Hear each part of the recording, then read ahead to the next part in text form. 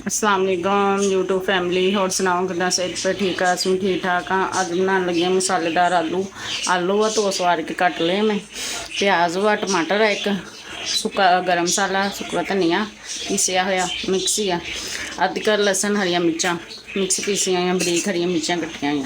हम उत्ते रखता आप गैस ऑन कर लेना। गैस ऑन कर लिया आप हूँ ये पा देना प्याज। 4 प्याज कट्टे से नाल ही आप घ्यो पा देना। बिस्मिल्लाह आ देखो घ्यो पाता आप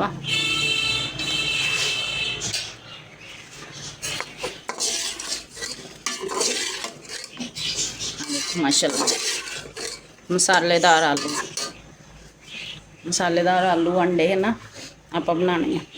इनू हुण आप ब्राउन होंदे हैं तो फिर दिखाने। हल्का हल्का अपना गुलाबी हो गया वा प्याज। हुण इहदे विच आपां पा देना अद्ध क लहसुन का पेस्ट। बिस्मिल्लाह रहमान रहीम। बिस्मिल्लाह हुण चंगी तरह आप हिला लेंगे। नाल ही आपां एक टमाटर ये कट लेना। बिस्मिल्लाह रहमान रहीम। आ देखो इस तरह एक काट लिया। चंगी तरह इन्हें हिला लिए आप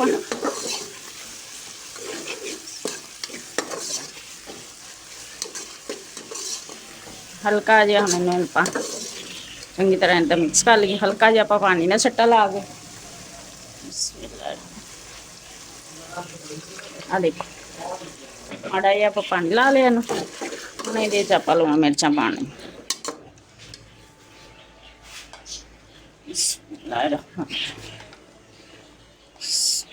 देखो जी मिर्चा नाल ही आप नमक नमक नाल ही आप हल्दी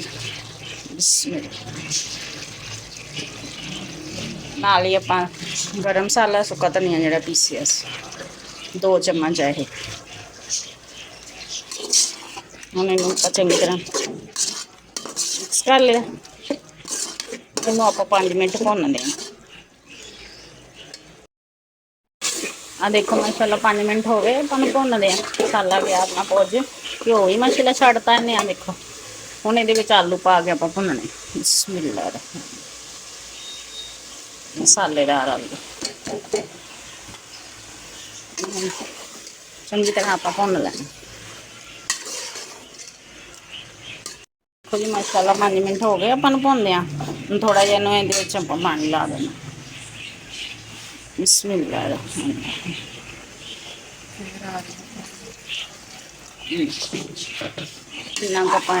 एक कोली आप पानी नहीं पाती। आ देखो एक कोली पानी नहीं पा के इनू हल्की अग ते आप रख देना। आलू अपने गल जाए मसालेदार आलू ना। देखो जी ढक्कन ला के आप हम 5-10 मिनट लिए इनू है ना हल्की अग ते आप रखता। हो गए पानी अपना गया खुशक हो। आ देखो मसालेदार आलू अंडे। आ देखो आलू भी गल गए अपने। हुण इहदे विच आपां पाण लगे अंडे। आ देखो 3 अंडे। बिस्मिल्लाह रहमान रहीम। 3 अंडे पाते नाल ही आपां देखो हरिया मिर्चां बरीक बरीक कट्टियां हुण ये पातियां। जरा कि इदा रहन दी फिर 2 मिनट इदा ऐसा जरा ठहर के ना आप इन्हों हिलाने। देखो माशाल्लाह मसालेदार अपने आलू तैयार हो गए। देखो माशाल्लाह कितना प्यारा कलर आया। देखो माशाल्लाह देखो मसालेदार। देखो माशाल्लाह घ्यो भी छड़ता कितने प्यारे अपने मसालेदार आलू अंडे तैयार हो गए। देखो माशाल्लाह अंडिया का कलर देखो।